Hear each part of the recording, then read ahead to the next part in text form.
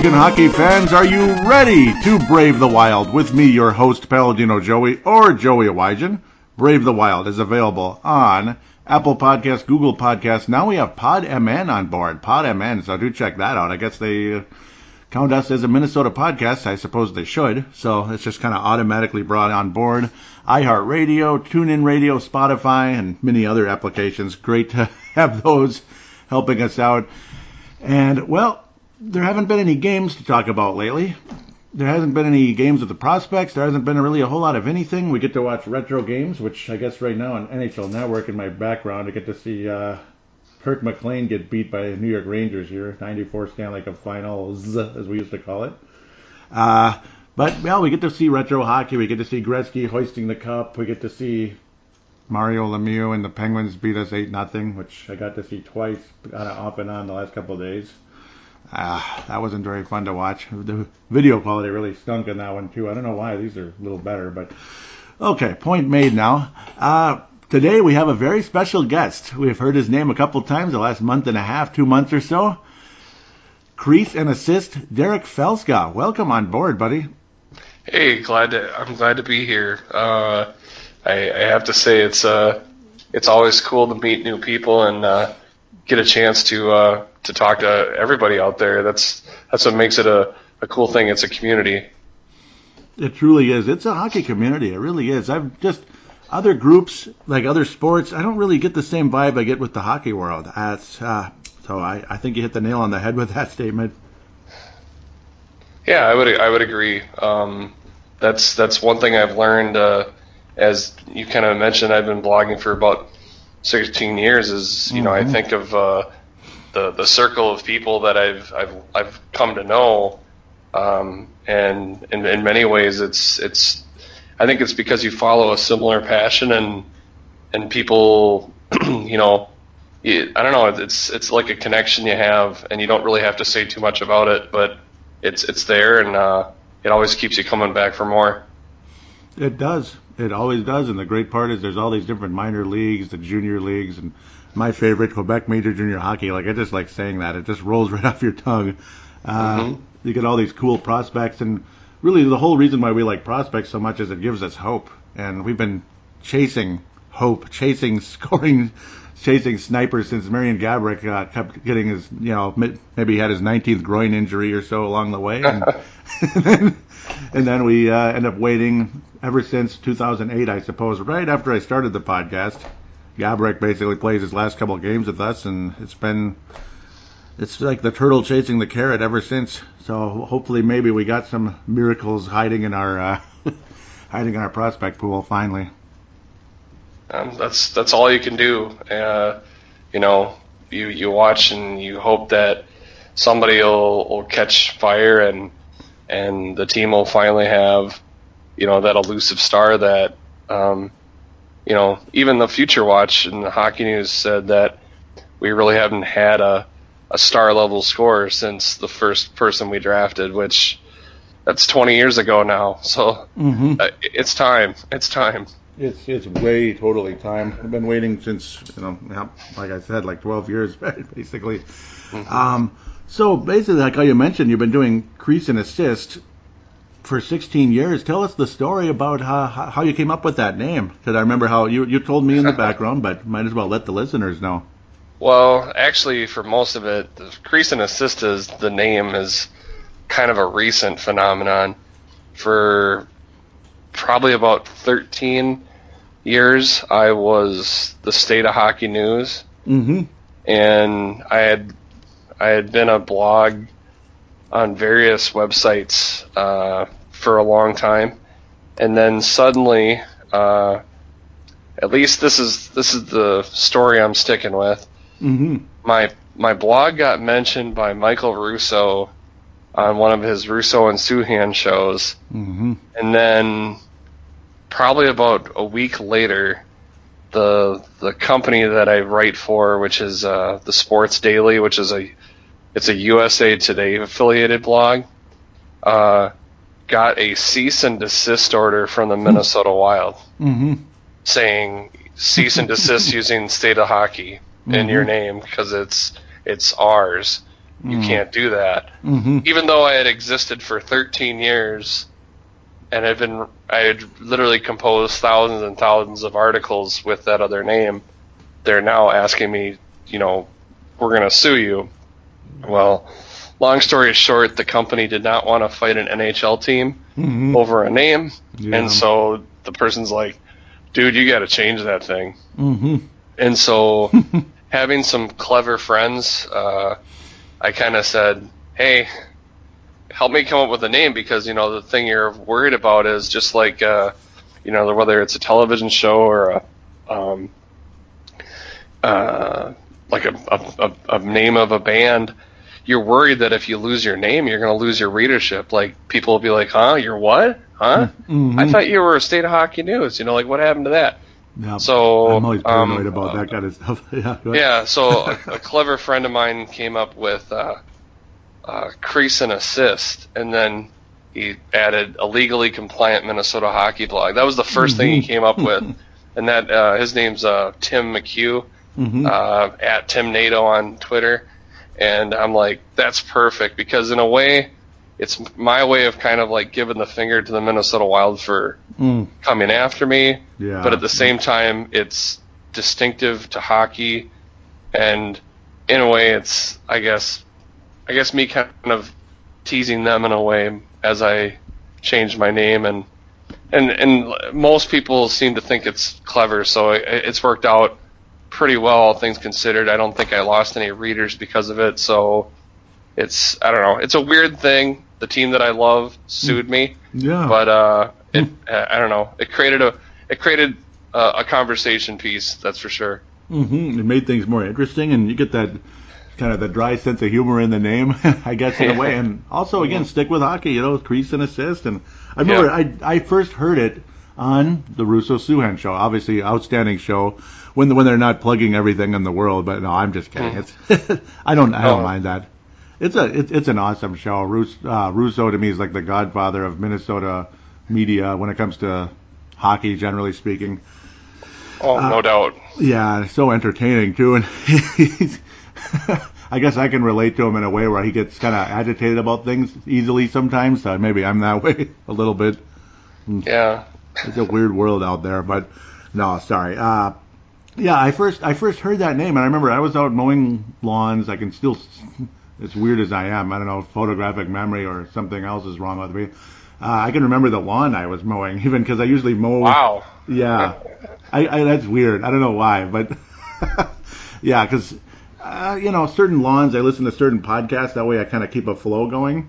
And then I heard them say Crease and Assist. Yeah, this blog, Crease and Assist, and I was like, huh. And I was like, that sounds cool. And then all this time later, now here's Crease and Assist right here with me. So pretty darn cool indeed.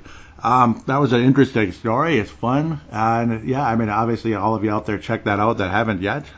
Some of your readers are probably listening now, which is great. And you've been a great help to the show, bringing a new format to the group, adding questions, the hashtag BTWMN. It's been a lot of fun, actually.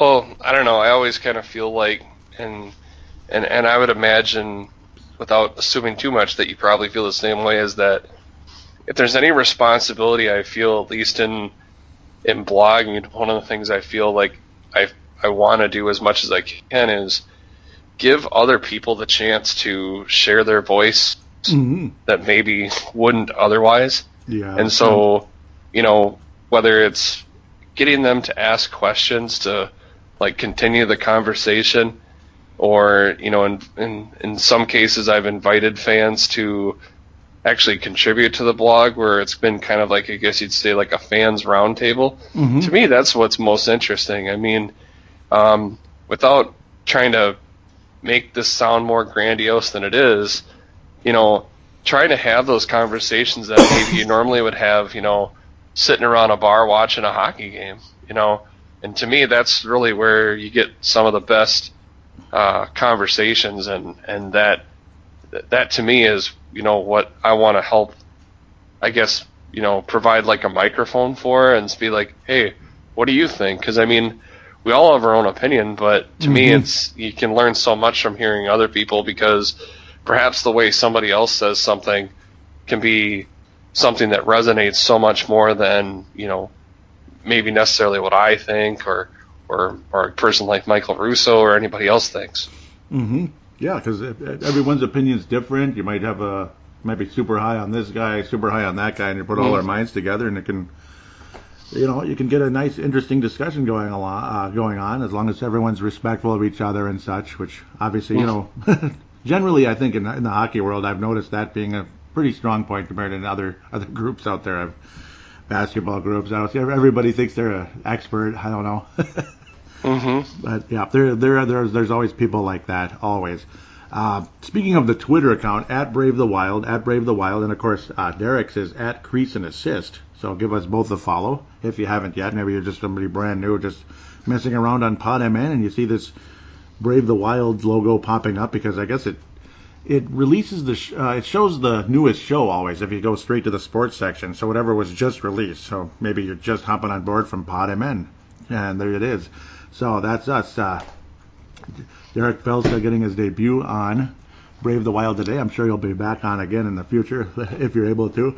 But love to. Yeah, this is fun. I love it, and especially during times like this when there's not a whole lot going on, but there's still a lot of discussion to be had.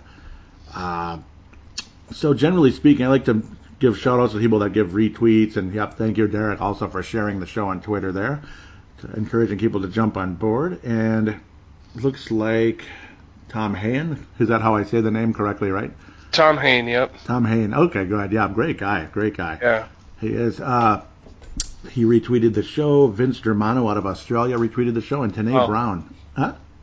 No, that's one thing I love about, I guess, the internet world, is that you find fans from literally all over the world. Yeah, isn't that cool? And like let's call it a byproduct of the social media world that we live in, but how else would we have connected with people that are literally thousands and thousands of miles away, and they're all here because of that shared passion? That to me is immensely cool. Isn't to it hear fun? that.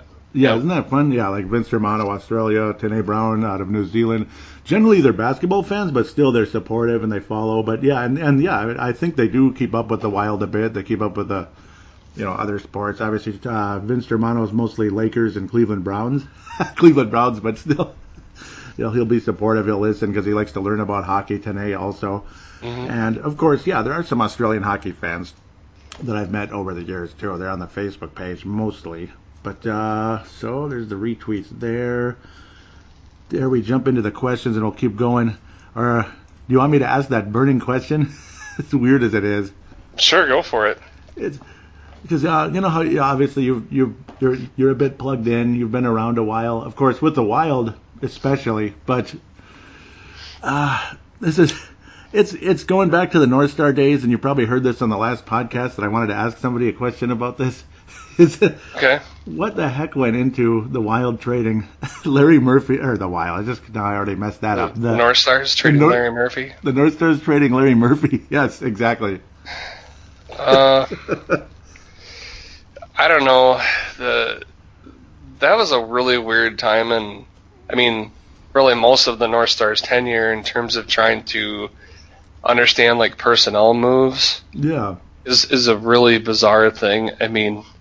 I like Lou Nanny a lot, but my gosh, there are so many just terrible decisions. And not only that, oftentimes it usually meant we were picking up guys that had like local ties. Yeah. With the desperate hope that it would put more butts in the seats. And you look at it from the draft to trades, and like there was a serious overvalue of people that had either some kind of connection, usually to the Gophers, and what ended up happening with the North Stars. As far as trading away Larry Murphy, I have not, at least from reading Lou Nanny's book, he didn't really comment too much about anything like whether Larry Murphy was asking for like a trade or anything like that. It certainly does seem like a really strange move to make, considering, what they had and they needed, but, that's the North Stars for you. It's hard to, it's in some ways it's like, I don't know, expect it to be messed up. Mm-hmm. I don't know. Yeah, it's a Minnesota thing. I know it is. Yeah. It's a Minnesota thing. To jump in real quick, I should say, it was the weird in-between time. See, like Lou Nanne traded for Murphy because obviously he had to trade away Cicerelli, all that, unfortunately, because of a weird situation, which a lot of us might argue with that too. But it was actually, this is the weird in-between time, in between Gainey and Murphy. It was that Bobby Clark officially. Bobby Clark, yeah. Yeah, he's the one that officially made the trade, but still, yeah, I don't know if he was just looking for grit and Murphy wasn't tough enough for him, or, that one drives me nuts. That trade it eats at my soul because obviously look how well he played against us in the final and all those great seasons he had. This guy named Jim Johnson, again, local ties, like you said. Well, it's funny you mentioned Jim Johnson though, because again, this doesn't make me like connected at all, but my mom was a school teacher for 39 years in Elk River, and the secretary at her school is Jim Johnson's mother-in-law. Oh, wow. So she was thrilled at the trade. And that was the first autographed hockey card I ever got. Was Jim Johnson. Oh, wow. And so he's still, I want to say he's working in the minors somewhere right now. The last I heard, he's bounced everywhere. But and so was his son, Derek Johnson, who played at Bloomington Jefferson and then later played with Minnesota Duluth. And they're still very much connected to the hockey community. So every now and then I will see the secretary. She'll be at the local watering hole that my parents and I will occasionally go to when I'm home. And they'll be there and we'll hear all about what they're up to. Wow, that's cool. So it's a weird local kind of thing with that. It certainly doesn't make like the trade was okay now, but no. But Jim Johnson for myself, that was my first piece of hockey memorabilia that I ever got from an NHL player was hey, look, you got this card, and I remember like, who? Yeah. That is funny. Wow, that's interesting. So, just in case one in a million chance somebody that's tied closely to Jim Johnson is listening, it's nothing personal. It's business. It's nothing personal. It's business. I mean, Larry Murphy, obviously, what a great player he was. Hall of Famer. Yeah. And to think, I remember years ago, I was like, oh my God, he was actually here for a little while. Wow, stuff like that, because I didn't become a full-time sports fan until 1991, that magical season. Magical playoff run, we'll say. The season wasn't that great, but it's stuff like that. I became a full-time sports fan around then. Of course, I remember very well the '87 Twins as well. But my full-time, like I'm completely involved, keeping up with every little nook and cranny. That was about that year, and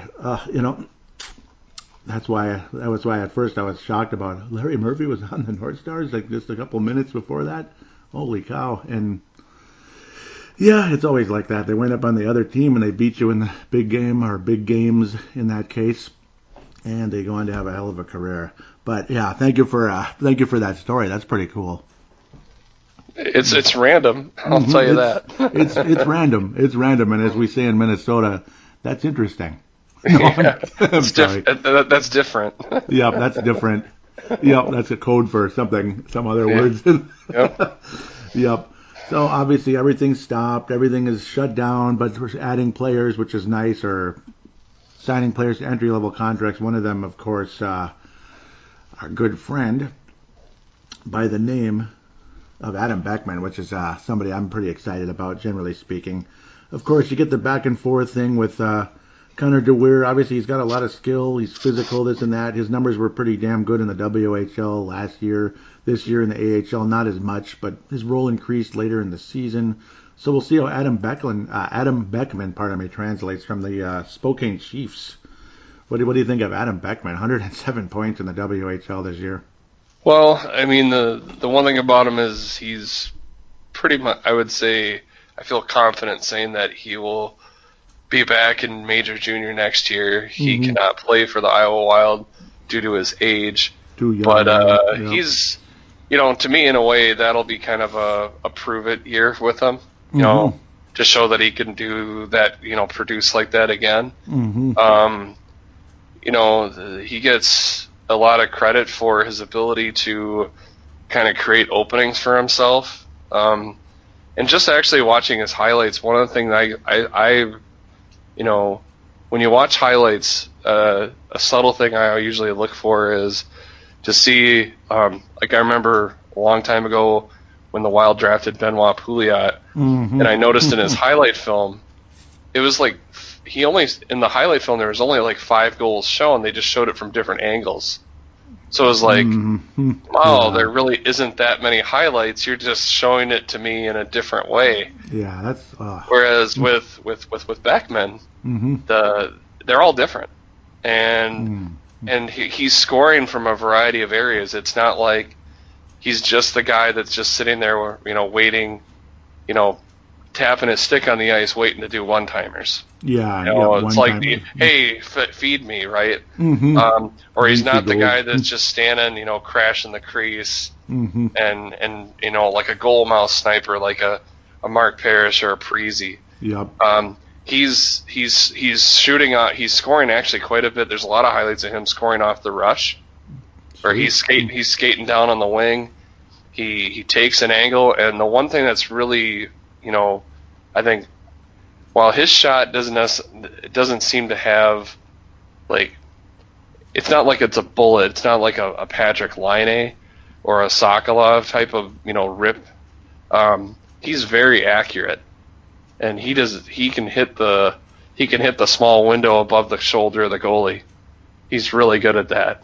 He's good at changing the angle. He's good at getting that release while he's moving, and that's, to me, kind of a special talent, and definitely a goal scorer's type mentality. He certainly has that kind of knack to him. So whether that'll continue, like you'll have the same amount of production at the next level, of course, remains to be seen. But against junior goalies, he's about as dangerous as it gets. He led the whole WHL and 48 goals, 48 of them. And like you were saying, and that ability to raise the puck, as simple as it might sound, it's so valuable. 5-hole can work and everything, but if you can raise the puck, right time, right place, you can be flat out unstoppable. And hopefully that Beckman has that. Was skating kind of still like a little bit of an issue, but maybe not as bad as others? Huh? Well, I mean, that's the other thing, I think, with any player at that level, the question is he thriving because he can get away with certain things? At least I think he's quicker than he is fast. Although, just watching him off the rush, he at least is moving, as opposed to a person that's scoring a lot of his goals from like almost like a static spot where like he's barely moving. Yeah. Where to me that screams a player that needs somebody that's at a depth, really deft playmaker to make him effective. He seems to be able to create on his own. So that to me is a good sign for, any kind of future tendencies for him. And, he seems like a guy that can create a lot on his own, and if you put him with a playmaker, he can be even more dangerous. So that to me bodes well, at least just from what I've seen. Oh, that's great. Yeah, that sounds very, very exciting. Could be one of those great draft picks here, hopefully. Or so we hope, in a big way, definitely, at the end of the day. And yes, his numbers in the WHL definitely higher than Connor DeWare's, as good as DeWare, if I'm saying it correctly, was. Not quite as complicated a name as Galchenyuk, I suppose. I remember I stumbled around that one the first episode or two when he came to visit. So other guys, like you were kind enough to send me an awesome T-shirt of the Cape Breton. Cape Breton, yep. Cape Breton, not the Screaming Eagles, but the Eagles. For some reason, some people call it Screaming Eagles still. But Sean Boudreas, obviously, he's got the size. He's got some scoring ability as well. Is he a little bit more of a greasy goal player? A little bit. Mm-hmm. In some ways, he kind of reminds me of Jordan Greenway. Mm-hmm. Yeah. That's what I've been A thinking. player who's got a lot of natural size Mm-hmm. and ability. I wouldn't necessarily think he's like a wrecking ball on skates, although that would probably serve him better to use his physical gifts Mm-hmm. more often, Yes. because that is a physical advantage he has over other players. He's a bit of a late bloomer. It took him a little while before he kind of found his stride, and this year he was a little more universally productive. But to be noted, Cape Breton's actually not too bad of a team. He's got some pretty good players around him too. Mm-hmm. Yeah. Not related to Dmitry Sokolov, but Igor Sokolov's a very good player. Mm-hmm. That's a teammate of his, and he had an even bigger year than Sean did. Mm-hmm. But Sean had a decent year. I still think, again, skating's kind of going to be something that I'm going to be watching closely. Mm-hmm. That's, to me, a thing I always look at with anybody, because to me it's a skating league. Whether you're 6'6" or you're 5'8", Mm-hmm. you better be able to move. And if you can't move, it's pretty difficult to be successful at the AHL level or even the NHL level. Mm-hmm. It's a game that's all about motion these days. Yeah, big time. I mean, we saw that even in the Stanley Cup final a couple of years back, Sharks versus Penguins. It was just, Yeah. it was Oh yeah. plain as day, wasn't it, unfortunately? Mm-hmm. I would have preferred the Sharks because I see the Penguins as like the Blackhawks of the Eastern Conference, kind of.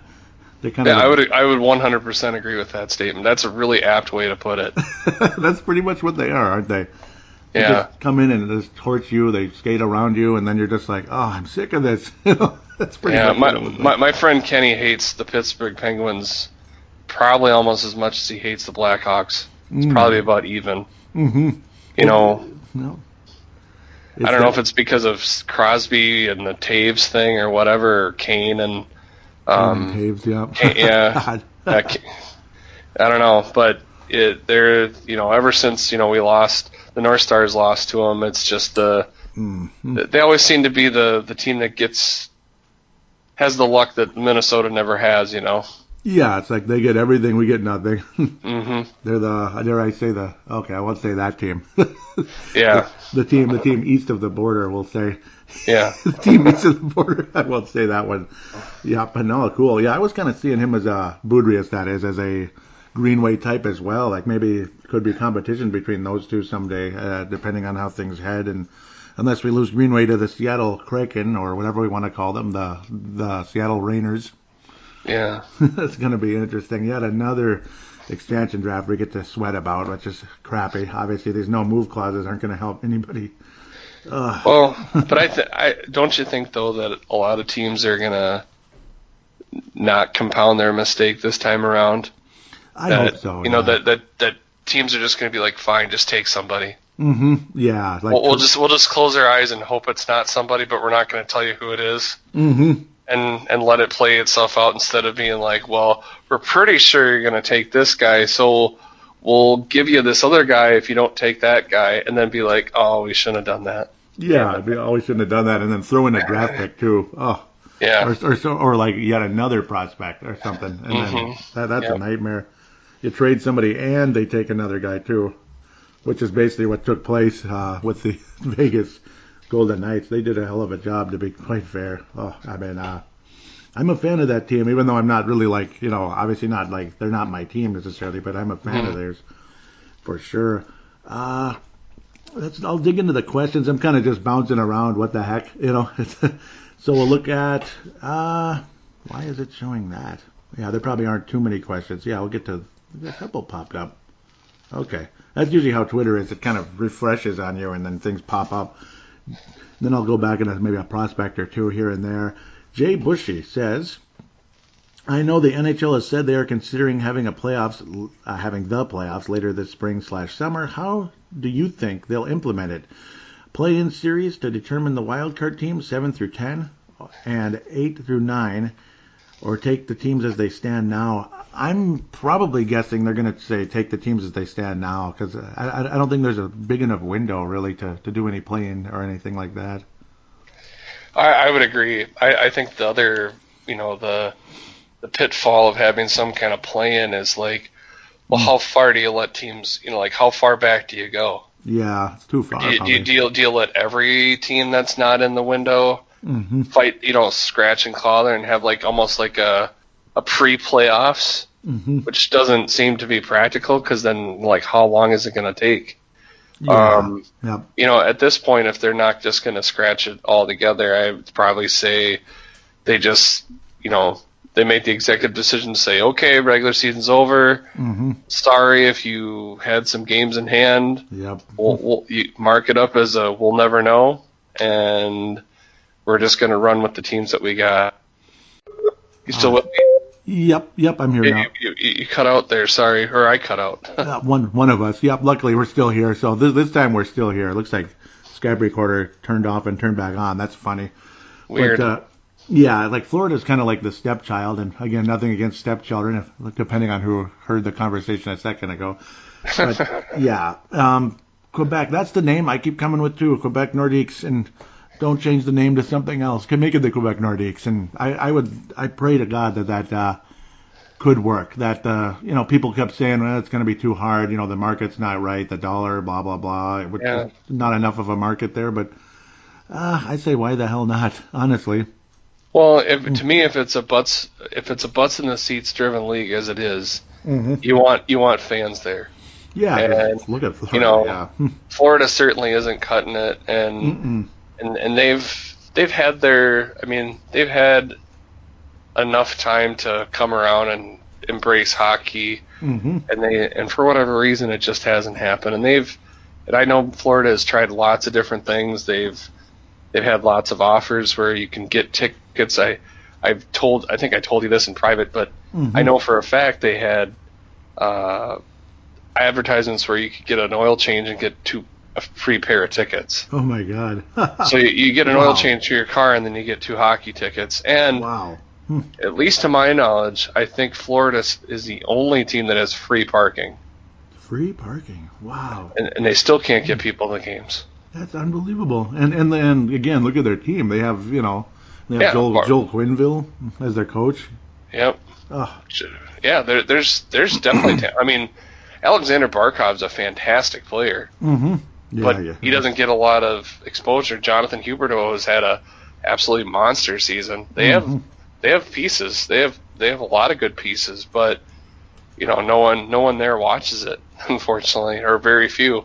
Yeah, it's kind of up and down. Sometimes 15,000, sometimes 13. Sometimes they get the good group, but it's up and down. It's random.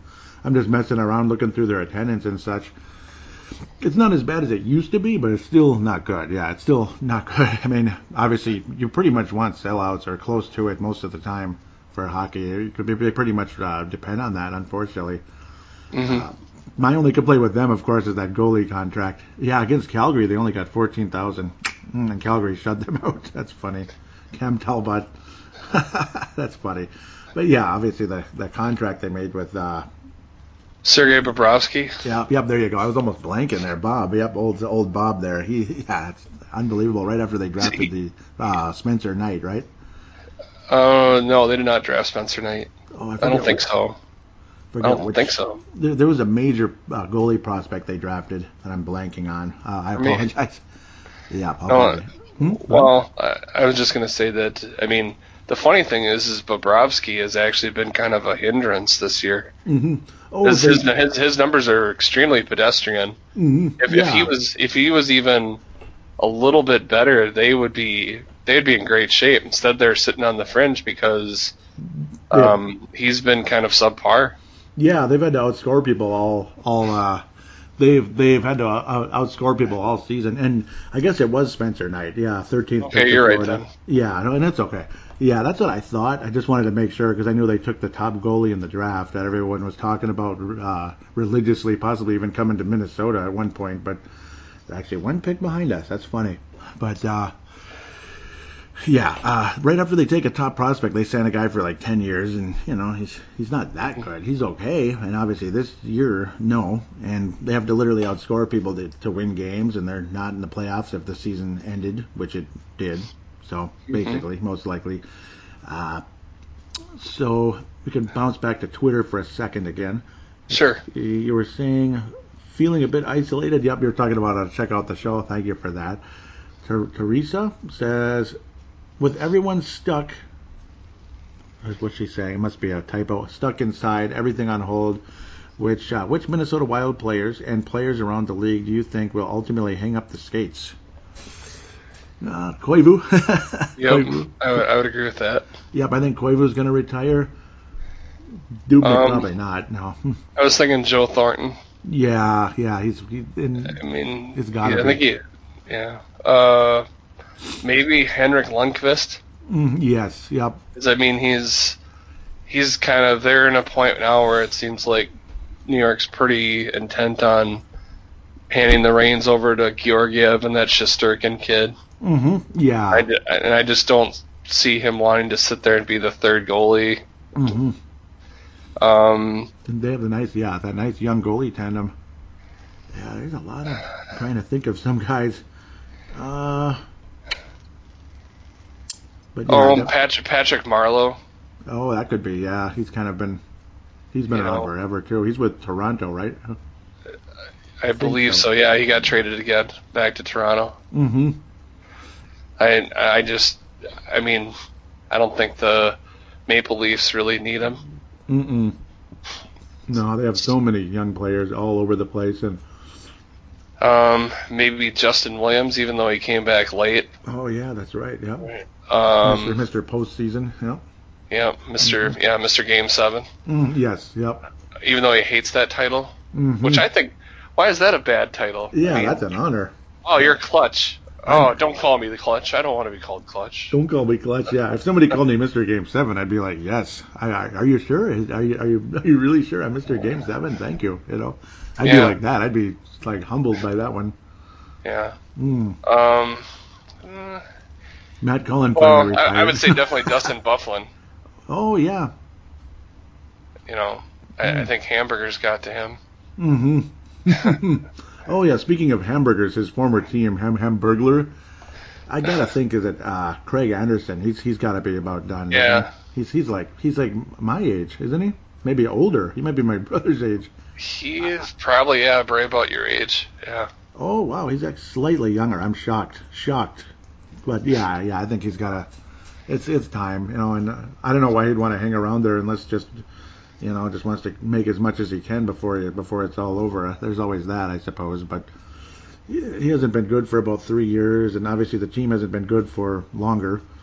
They're still they're still a long way away before they're going to be good again. Mm-hmm. Yeah, they're in the doldrums. The only team further away is Detroit. Oh my Lord. Jimmy Howard. Yeah, Jimmy Howard. He's got to be done because 2-25 or whatever. Oh yeah, I don't know why he'd want to, unless he gets out of there, I guess. But he is getting up there in years, like 35, I think, something like that. Yeah. He's been around a while. I still remember he kind of popped up out of nowhere and then boom, I know it sounds like we're picking on goalies a lot in this, but yep. What do you think of Jonathan Quick? Yeah, that's that, or at least some type of a change of scenery, kind of like Dubnyk. Yeah. They're both about like early 30s maybe, but yeah, Quick. Yeah. He might resurface somewhere, depending on his pride and all that about willing to be a backup. Same with Dubnyk, that type of thing. But yeah, Quick, that's a big one. He's definitely been the last 2 years or so. It's just he just was in there too often and then got banged up, just like Dubnyk and Backstrom, and you could go on forever with those kind of guys. So Backstrom, yeah, I mean, he just went straight down after a great run with Minnesota because just overuse.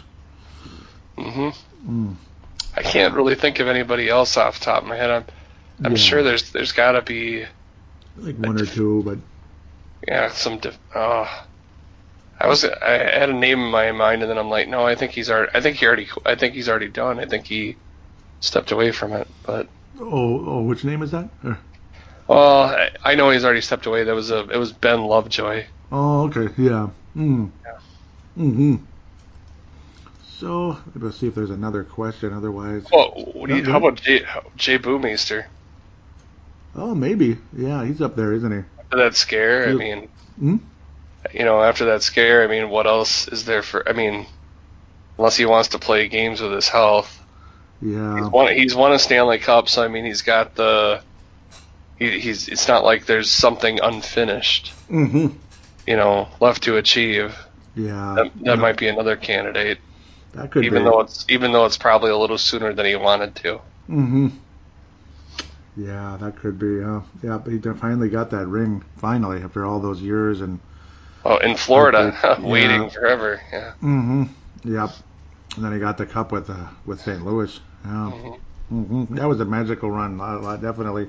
That's actually the last time I was on that Google Hangouts. Something we were talking about off the air there. Different ideas was joining the St. Louis Blues show, the original St. Louis Blues podcast. Okay. Yeah. Sorry. No worries. Okay. So where was this? I'm not sure if there's any other Twitter questions. I had one. Oh yeah. That was the Doug Woog memory.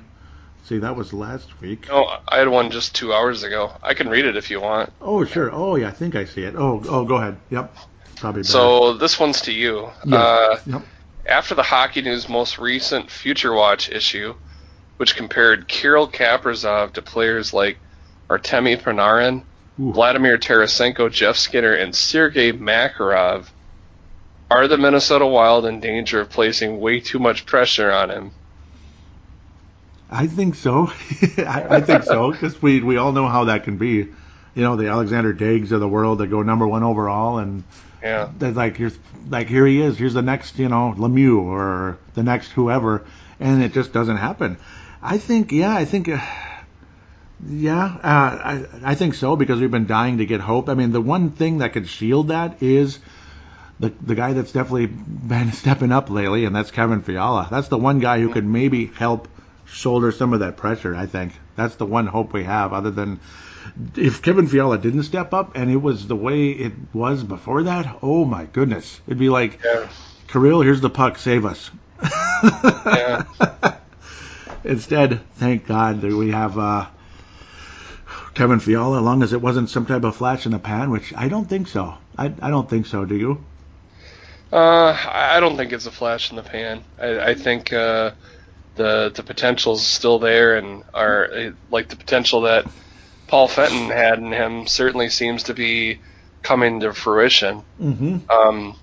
Kind of going with back to Kaprizov now, though. I mean, the last time we had a player talked about kind of with this level of hype, I guess, was really Mikael Granlund. Yeah. Yep. He was seen as the savior. Mm-hmm. I don't know, for a little funny little plug from myself, I remember on the old Wild message board, somebody photoshopped this nativity scene with Granlund as baby Jesus, and Leopold and Fletcher and Parisi there as the different wise men and all this stuff, and I posted it, and next thing I know, I found out that apparently my article was linked to a Finnish tabloid newspaper. Oh, wow. Where they actually believed that people in Minnesota thought Mikael Granlund was baby Jesus. Mm-hmm. Even though we were being metaphorical about it. Yeah. Because he was kind of seen as the savior of the franchise. He's going to fix all our problems that we have. Mm-hmm. And I think in a lot of ways, Kaprizov kind of has the same thing, albeit we kind of are be a little more of a goal scorer than Granlund, who is mostly portrayed as being mostly a playmaker. Yeah, yep. He was. And to me, to have the pressure of being a goal scorer is greater, though. I mean, let's face it. Yeah. It's all about the goals. Mm-hmm. And I while I'm hopeful, I do think that people are going to expect him to come in and be impactful right away, and that's going to be pretty difficult. Mm-hmm. There's not too many players that that can do that. That's a pretty special thing, and while we certainly hope that'll happen, we may have to wait a while before we see that kind of impact, just like we saw with Fiala. The difference between Fiala of the previous season when we traded for him to this year is day and night in terms of his ability to protect the puck, creating offensive opportunities for himself, other than just unless he was just playing against Nashville, which seemed to bring out his fire last year. Mm-hmm. That was the only time. That was the only time we ever saw it. Yep. Otherwise, it was a whole lot of nothing. Mm-hmm. And this year, we've seen it against just about everybody. Yep, like everybody's Nashville now, which is nice, and obviously it's good. I would tell him he's playing against Nashville every night. Yep, that's what it feels like, and it's beautiful. Obviously, the one thing we saw last year was the smoothness of the stick handling, the skating, and all that, but then the results just weren't there. And then 2 goals against Nashville, and then nothing else. And then now this year, it's after a slow start and the doghouse, all that nonsense, like hitting scratched, which sounds really funny now. Actually, it's crazy, but I guess completely different world in just a couple months. All of that smooth stick handling, skating, and that beautiful release, quickness, the fire on that release is all coming to fruition, and we have a legitimate player, and I do believe that Kevin Fiala can help shoulder that pressure and help things out with Kaprizov rather than just put it all on him, put him all out on an island and say, go save this franchise. Like, unfortunately, Granlund, again, yeah, like you're saying, he was a playmaker. He was a hell of a playmaker, great stick handler. All of a sudden, the goal scoring came when Boudreau first took over. That was a fun season to watch hockey. Unfortunately, until the stupid St. Louis series. But yeah, I mean, Granlund obviously never quite lived up to that hype. It took a while for him to really find his touch, generally speaking. I think Kaprizov could be solid out of the get-go, but probably isn't going to be, again, he's not going to be a star right out of the gate. And if he is, well, more power to us, more power to him, that type of thing. But, I mean, it could be a 1 to 3 years before you really start seeing the true potential of Kirill Kaprizov. And not only that, there's the X factor that I think we all know and realize, and that is, can they get him a quality center to work with? That's the number one question. Because, I mean, as good as he may be, and as talented and dangerous as he may be, we all know that it works a lot better if you have somebody else that's helping set you up, helping you, either like being a player that feeds off him, maybe, where, they have to pick their poison. Nikita Kucherov is a good player, but he's not as dangerous if he's just by himself. There's other weapons there, or same thing with Alex Ovechkin. He's a hell of a lot more dangerous because of the other people that are there. You have to pick your poison. The center, and same thing I think is will be true for Kaprizov too. I mean, while there's a lot to like, we all know that we need that player because I just with all due respect to Eric Stahl, those days are past you, my friend. Yeah. If he was 25 or 26, you're like going, that's great. We got the guy for him, but at least as of right now, that player isn't on the team. No, he's not on the roster. Like you'd only have maybe a Band-Aid like a Luke Cunnin, hopefully, but that would just be a temporary thing. He can play and everything, but he's not top line. He's not a top line center. Maybe second or third type of deal. I agree with you wholeheartedly on that one. Definitely gritty. Love to have him. To take 10 Luke Cunnins on the team, I'm sure, but you got to have, or let's just say 9. You got to have at least 3 guys that are better. That type of thing. Exactly. Yeah. With that said, that's all the questions. Generally speaking, is there any other type of topics you'd like to bring up, or type of prospect you'd like us to talk about? I don't know. I mean, we also signed Damien Giroux. Yep. Who had a pretty good year with Saginaw this this season. He's another player. Again, the skating is what it may sound like I focus on all the time, but as a smaller player, to me, it's even more important that you be able to move very well and so he's signed, and he would likely be a player that would be playing in Iowa next year because he's a little bit older. Yeah. And then the other one, of course, would be the college free agent Mitchell Chafee. Yeah. Who I'm kind of excited by what I've heard. I mean, I'm not going to say he's primed to be a star or anything, but he seems like a player that fits a lot of things. I like the fact that he's a right shot. That's one thing that we just don't have a lot up front. And UMass is a better hockey program. They seem to be churning out a lot of NHL quality players lately, and Hockey East plays a little more NHL, I think, style of game than maybe like the Big Ten, where there's all those big Olympic ice sheets, which I don't know if those players. I think that's a big reason why you'd want to. That's why the Gophers are going back to an NHL sheet after this season, I believe, right? It's been in the conversation, or like a hybrid, which is really weird, like something in the middle of the two. Weird. Yeah, I'd say go to the NHL. I don't know why they'd want to do anything hybrid and strange like that. Yeah. Obviously, it does hinder the development of players because, like I keep saying, like on the show, at least I think I do, like how many Gophers have really come out and really done a whole lot. Yeah, most of them, like the Mike Rileys and such, they just get a cup of coffee. They're maybe the bottom pairing or this and that, So it's been a frustration. Eric Holla obviously overachieved, which is awesome. Vanek was good for a minute. No, he was really good for a little while, and then the skating and all that caught up with him in a hurry. I think it's been good for like developing like mobile defensemen. I mean, you already mentioned Mike Riley, but Brady Shea and Nate Schmidt, they came out of that rink. Yeah. But I think for the forwards, that's where it's been a lot more questionable, and they've had a lot of really talented, at least very highly touted players come through the system, but for whatever reason, it hasn't seemed to have translated to them being impact players at the NHL level, unfortunately. Mm-hmm. I mean, if you look at the Gophers roster in almost any given year, I mean, there's usually 6 or 7 or oftentimes 10 or 12 NHL drafted players on there, but if you look where the actual NHL players end up being, it's usually from the blue line, not nearly as much up front.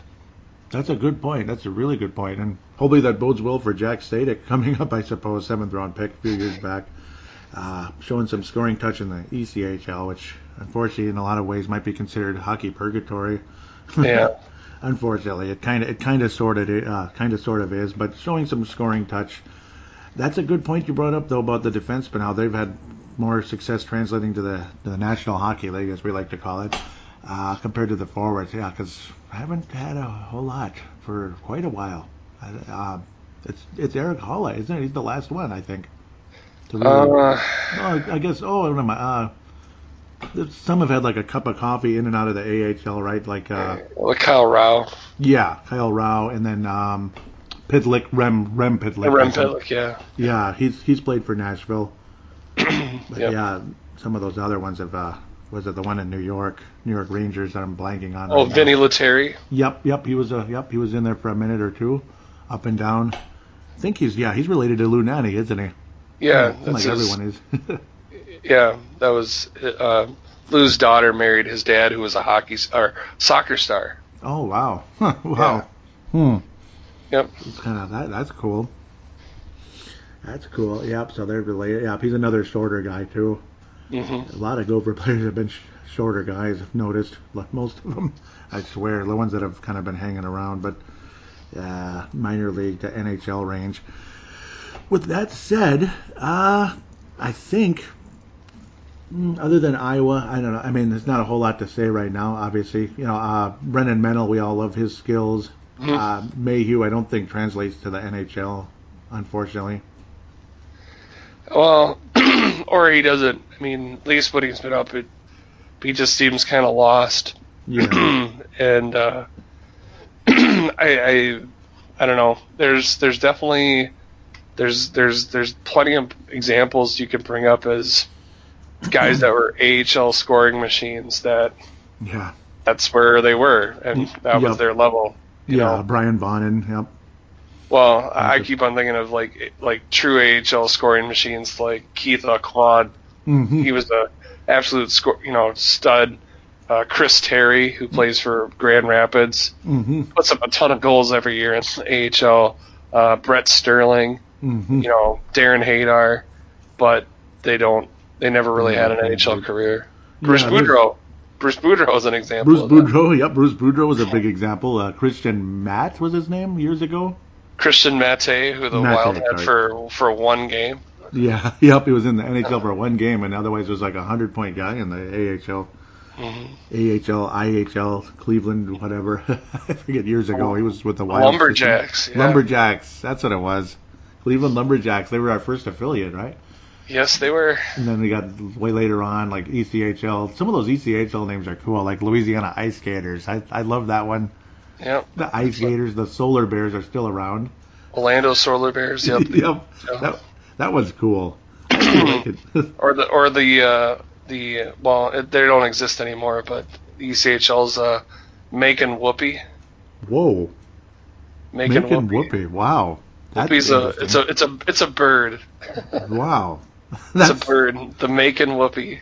Wow, that's funny. Wow, just like the Atlanta Thrashers, like we're thrashing people. No, it's a bird. It's like a river bird, yeah, right? Yep, a little. Yeah. The Thrashers, they're thrashing everyone. No, sorry.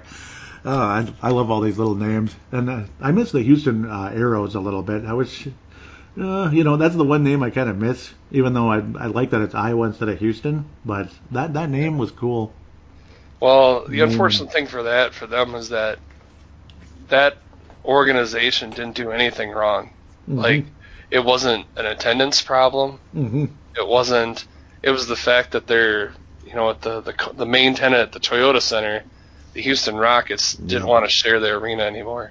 Oh, that's mean. So then that kind of predicated them to move, and luckily for us, I guess Iowa was open and available, and they were able to get it to go, and I think that's been beneficial for the development because we can send people up and down so much easier than what we used to be able to do. But it sucks for the Houston people because they were one of the best attended AHL teams in the league. Mm-hmm. So it wasn't for a lack of fan support. It was the fact that the Rockets just didn't want to put up with them. Mm-hmm. That's too bad. That is too bad. That's what the Timberwolves did to the North Stars actually at the Target Center. They kind of were like, no, we're not going to share it with you, which is kind of bullcrap. We could have had the North Stars in the. Well, that was mainly over advertisement. Yeah, yep. It was Marvin Harv, all that with the advertisement. They couldn't come to an agreement. Yeah, well, it's because the North Stars sponsors were competitors to the advertisers for the Timberwolves. So the North Stars were Pepsi and McDonald's, and the Timberwolves were Coca-Cola and Burger King. Mm-hmm. Oh, that's funny. That's the opposite. And so they wouldn't take their advertising down. Mm-hmm. And they're like, well, we can't do it because those are our sponsors. And they're like, then it's just not going to work. Oh, that sucks. Yeah. It's literally just polar opposites. Did you hear the story of how the North Stars, they were Coke and then they ended up being Pepsi? Did you hear the story? And of course, it is Norm Green's fault, which is funny. Not specifically, no. I heard the story. I guess it's true. It's the silliest, most dickhead thing. It's kind of pointless. His way of negotiating the deal with Coke was, because they were going to negotiate a new agreement, whatever, right? Okay. And he came in the office holding a can of Pepsi and saying, "Okay, let's start talking." Basically, it's like, come on, man. It was his way of bleep you guys. I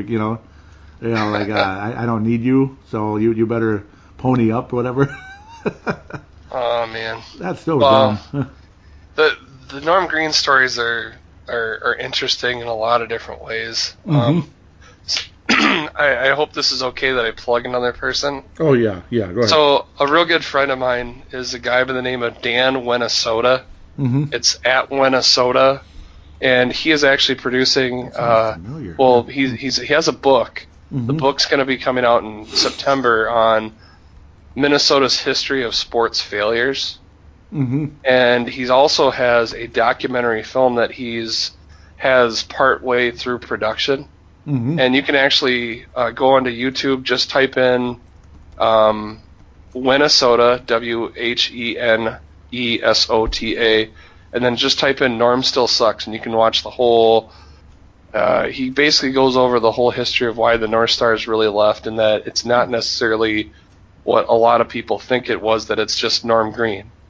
He played a role in it, but there were other factors that came into play that had the North Stars leaving. Now, I met this guy because he used me as a source for that part of his film. Yeah. And we've kept in touch and talk about it a lot, but it really is a deeper story than I think maybe what has been kind of popularly known. And this guy has done all kinds of research. He even interviewed Lou Nanne and talked about it.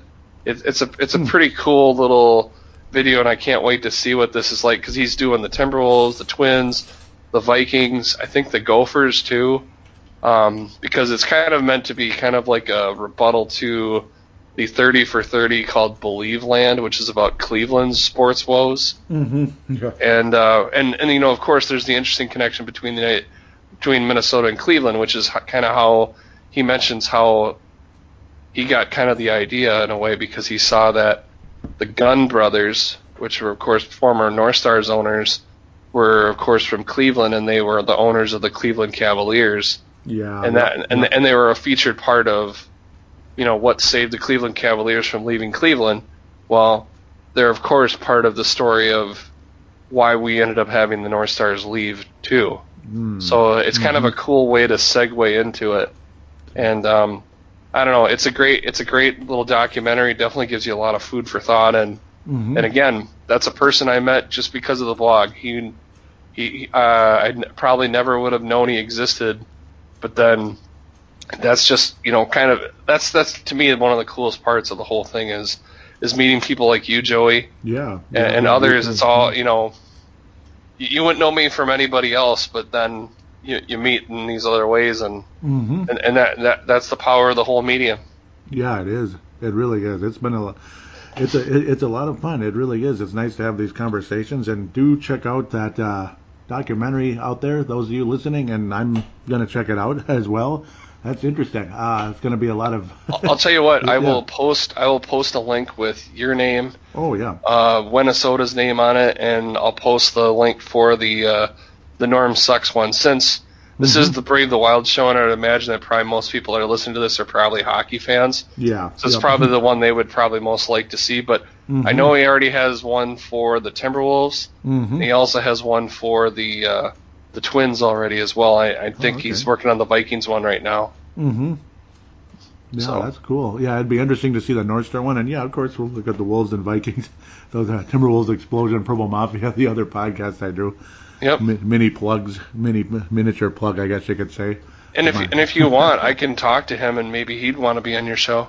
Possibly, yeah. Yeah, possibly. Of course, unfortunately, my work schedule is going to get busier and busier coming up soon. But yeah, possibly soon. And who knows? I can always make time somehow, some way.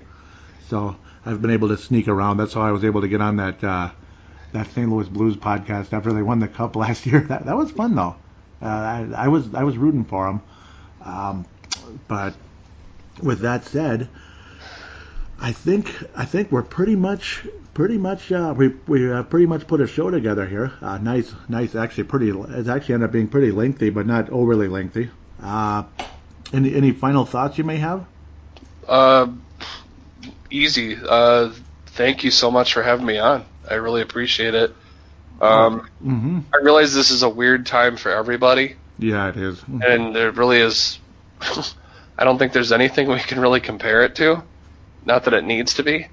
But at the same time, it's a chance to maybe I haven't timed this, so I'm going to guess it's probably about an hour at least. Yeah. To maybe escape from it and think about something else. And, I appreciate content creators like yourself that give us a chance to escape from all the scary realities that we have going on around us. And thanks for giving fans a voice. I really appreciate it. Oh yeah, you're really welcome, and it's an absolute honor. It is an absolute honor, A, to have you on, B, to be any type of escape for fans out there. Because, I mean, so many shows you turn on, no matter if it's KFAN, Score North, blah, blah, blah, it's like 50% coronavirus talk. And, Yeah. can we get a break a minute here? It's kind of like that. Obviously, Barrero, it's like 80% lately. Yeah, no doubt. Nothing against them. Love the show, but 80%. Yeah, we all need something away from it. I mean, there's enough things, there's enough reminders in our day-to-day life that we know that's the world we live in now. Yeah. That we need a chance to get away from it, and I don't know. Podcasting's a cool thing, and I think you have a lot to be proud of. You do a hell of a job. Yeah, thank you so much. Thank you so much for that, and you do a hell of a job with the writing, with the blog, and thank you much. Yeah, yep, and you deserve all the credit in the world for what you've put together there for an extended period of time. Well, it's like they say, as the old saying goes, find a job you enjoy, you'll never have to work a day in your life. And for me, it hasn't become work. It's become something I enjoy, and I look forward to it. Yeah, same here. That's what this show is like. It's just, this show, even the other two, but this one especially, it's just a pleasure. It's an absolute pleasure to come out and be a voice for hockey, and even if it's a small voice, it's better than nothing, that's for sure. But with that said, again, I want to thank you again, Derek. Can't thank you enough for being on board. I'll definitely have you on again if you're interested. More than willing. Thank you very much. Awesome. Yeah, thank you very much, and I want to wish all of you a good couple weeks coming up. Who knows? Maybe I'll have a show next week. Maybe not. Depends on how things go. The schedule is going to tighten up here in a little bit with the lawn cleanup garbage I do, but no, lawn cleanup stuff. It doesn't look like we're going to have an April blizzard, knocking on wood here. We'll see.